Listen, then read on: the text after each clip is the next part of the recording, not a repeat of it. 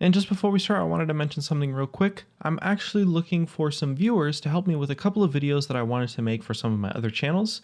So if you maybe want your name in a video, or if you just want to be awesome and help me out a bit, or maybe just stop by and say hi, check out our Discord server at the link in the description where we'll be organizing everything. Thanks, and enjoy the video. What's up guys, it's me, Jeremy. It's been a few months since we looked at some of the best fan champion concepts, so today we've got another top 5 list of designs that I thought were particularly cool and worth sharing. Now once again, these 5 are in no particular order, but they were some of the top 5 from the community. Fan champions are always super fun and exciting to look at, whether it's just a kit of interesting abilities, some really incredible concept art, or a full complete overall concept with lore, abilities, and even an in-game model. So without further ado, let's jump right into it, and if you enjoyed the video, please leave a like on it or let us know in the comments below, and be sure to subscribe for some more videos. Now if you ever thought Godfist Lee Sin needed a sword and a few extra pairs of arms made out of fire, you're definitely going to love our first champion. So the first one we're sharing today is Iphos the False Idol by user Showcase25. Iphos is a Targonian that seeks to steal the essence of the gods with his ceremonial Uchigatana after they did not bless him with the power to save his village. In game, he's a top lane skirmisher and split pusher with high area of effect damage.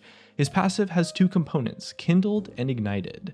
Kindled grants Iphos Kindled Stocks, a unique resource that is used for casting all of his abilities. Each ability has its own Kindled Stock cost, which recover over time. As Iphos levels, he gains more maximum Kindled Stocks and they replenish faster.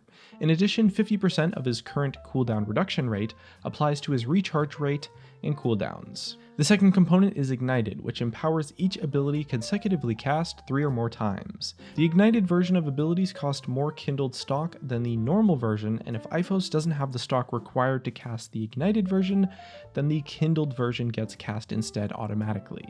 Abilities lose their Ignited state once a different ability is cast, and only one ability can be ignited at any given moment. Iphos' Q is Cinder Sweep, a coned attack that does physical damage. The Ignited version has a much lower cast time and does more damage in total.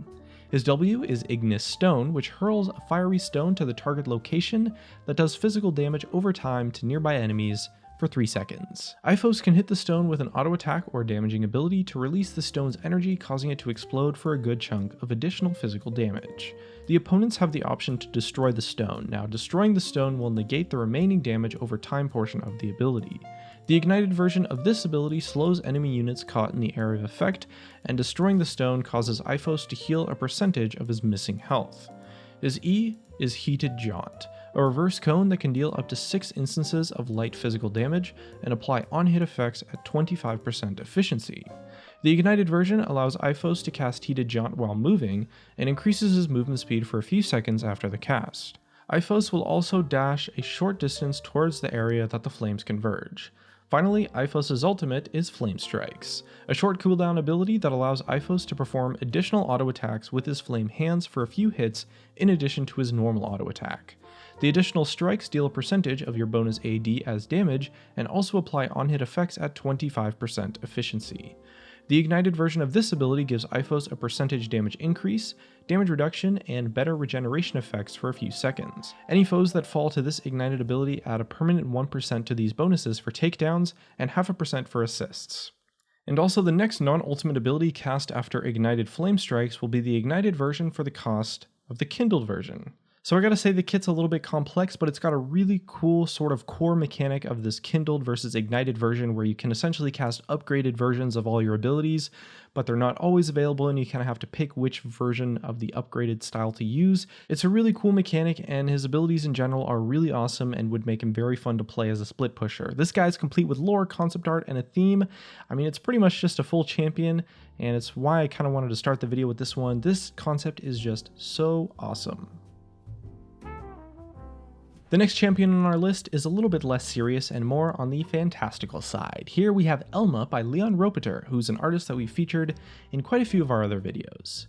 Elma is a small whimsical nature witch who seems to call back to classic fairy tales. It's surprising that this kind of concept is actually still kind of absent from League of Legends after all this time. I guess the closest thing we have is maybe Lulu. Now there isn't really a backstory or abilities to this champion design yet, but it's cool to speculate on what this champion could add to the game, and the concept is just so cool because really the theme of any champion is kind of the most important part, so even if it's not fully realized, it's still a really awesome concept. I gotta say, I think Elma definitely looks to be a support champion. She's got a cauldron and a living staff that aids with her abilities. The staff could act as a ward in-game, which is pretty neat. It seems to be kind of a nod to the living brooms from the 1940 Disney classic Fantasia. The staff can also be seen bullying Teemo, so it must have some pretty good sense. I mean, who doesn't like Teemo being bullied? Let's be honest here. A little more on the pure speculation side, but it would be interesting if Elma needed the staff to maybe cast some of her abilities. So if the staff is standing in the river bush being a ward or doing some kind of effect, Elma doesn't have access to her full kit unless she uses a different ability to maybe call the staff back to her. So it kind of gives her this utility of deciding whether or not to use the staff for vision or maybe some kind of area of effect on the ground or like some kind of buff zone or something. But then if she's holding it, she gets to use some of her other abilities. Switching to her cauldron, there's a few pieces of interesting concept art where Elma puts her cauldron down, then jumps in it and blasts away. I really like the concept of an ability like this, kind of like a reusable Ziggs W with a more directable kind of launch effect.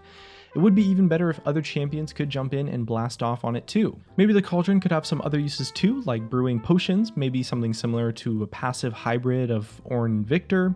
This is definitely a fantastic champion design. I think it's super cool, and I hope Leon continues developing her, and overall just an awesome concept.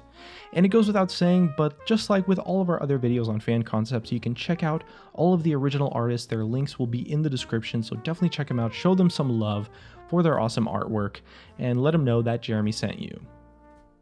Now we're going in the opposite direction with our next pick, Dr. Saturday, the Lich Doctor by Andrena Cavaghini. Dr. Saturday is a deformed man transformed into a half-lich from contact with the black mists of the swamp.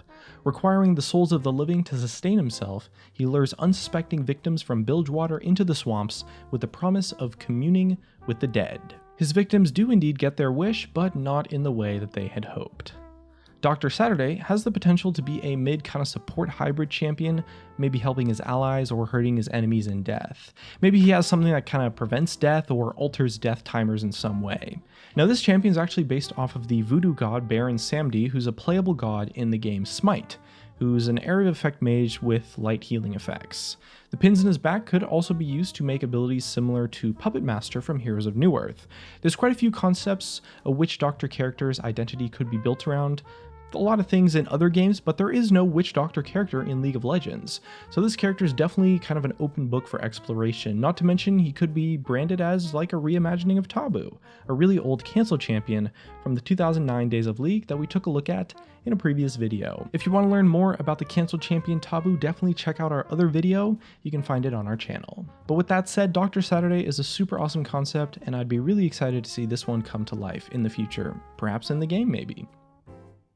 The next champion we have is Kit, the Silent Stroke by user Raccoon Jesus. Kit is a mute fox character that communicates and fights with a giant paintbrush. It's an interesting archetype that hasn't really been explored in League of Legends yet, but has been kind of experimented with a little bit behind the scenes by writers in the form of the Ink Mage, which we also kind of covered in a previous video. But anyway, so Smite has a character named Zhang Kui, Dota has Grimstroke, so Riot, I gotta say, would be really cool to release a character like that. Kit is said to be a top lane bruiser, but I could easily see him as maybe an assassin or a jungler or just a mage as the concept that Riot tested him was. He could have abilities based on leaving paint marks on the map and maybe doing things with them later. He could also have something fun where he could draw terrain onto the battlefield, sort of like an Anivia wall, but in a controlled sort of shape. That would be a super unique mechanic that would be really exciting to play with that Riot has actually kind of explored in the past too. Maybe he could also ride buffs onto other champions, like a Twisted Fate pick a card or something, but with different temporary buffs for a specific target, or drawing damaging effects or crowd control on enemies. Maybe he could also buy or make ink to make his abilities stronger, or maybe they'd be a little bit weaker when he runs out of ink as a resource or something. Being mute, he could also have a really cool special interaction with Sona. It's definitely time to get on the bandwagon for this one, Riot. You can do it. I know you can do it. You've been working on it already. You can make this champion come to life, and I think this example of Kit, The Silent Stroke is just such an awesome way to do that. Our final champion for today is the lovely Nikami, the Guardian of the Ancient Temple by Carly Sanker. Nikami is an Ionian who has inherited the gifts of her elders and seeks revenge against the dark beings that destroyed her village. I see Nikami as an offensive, nature-based mid laner who excels at crowd controlling her foes with entangling roots, but in a more direct way than maybe someone like Zyra. Or maybe she could be a water-nature hybrid where she holds people in places with roots and then drowns them using a water damage over time effect. If we switch it up a bit and try to use this water/nature theme in a more supportive sense, there could be a pretty neat ability interaction. Maybe her W is a targeted ground ability that creates a small tree that maybe heals or buffs nearby friendly units, and then her E could be a target area ability that launches like a gush of water that deals damage, maybe slows enemies and speeds up allies, but then if the water hits the tree grows, knocking up enemies near the tree, kind of functioning like a Lulu ultimate or something. That could be a really cool gameplay ability for sure. She could also have some interesting interactions with the other nature champions, maybe like Ivern or Maokai, but it's definitely a really cool concept, and it would be super awesome to see a similar character based around water or nature come to League of Legends, especially in the form of an offensive or mid lane style mage. And that's just about going to wrap it up for today's list. Shout out once again to all the artists for putting in the time to create these super awesome champion concepts. The links are all in the description, so definitely check them out. They've got some great stuff in addition to the concepts that we showcased today. If you enjoyed this video, definitely hit that like button, and if you want to see some more League of Legends content, definitely make sure to subscribe and hit that bell icon. Thanks for watching, and I'll see you guys next time.